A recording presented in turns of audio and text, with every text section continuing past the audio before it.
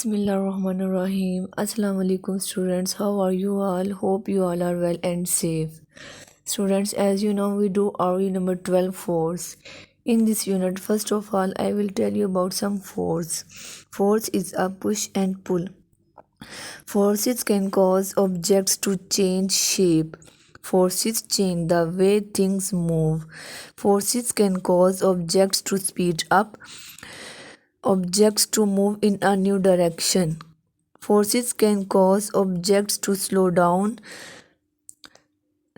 तलबा, जैसा कि आपको पता है हमारी ज़िंदगी में रोज़मर्रा के कामों में हम फोर्स का इस्तेमाल करते हैं। तो फोर्सेस बहुत से काम करती हैं।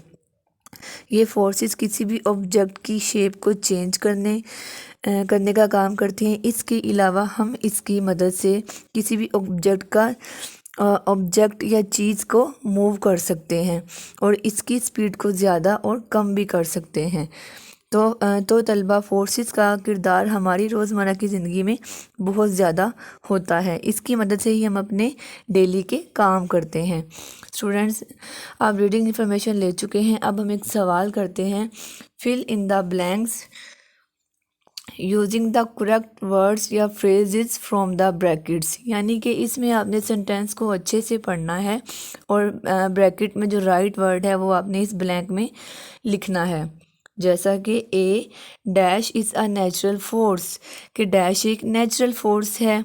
वाइंड या इलेक्ट्रिसिटी, वाइंड नेचुरल फोर्स है, तो हम इसलिए लिखेंगे वाइंड।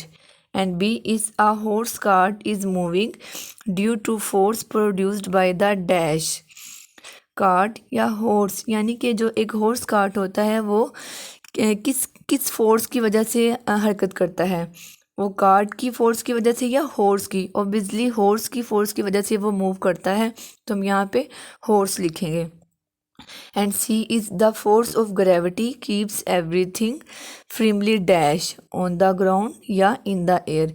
यानी कि वो ग्रेविटी की फोर्स की वजह से चीज़ें कहाँ पर डैश पर मजबूती से खड़ी रहती हैं, ऑन द ग्राउंड ज़मीन पर या इन द एयर हवा में।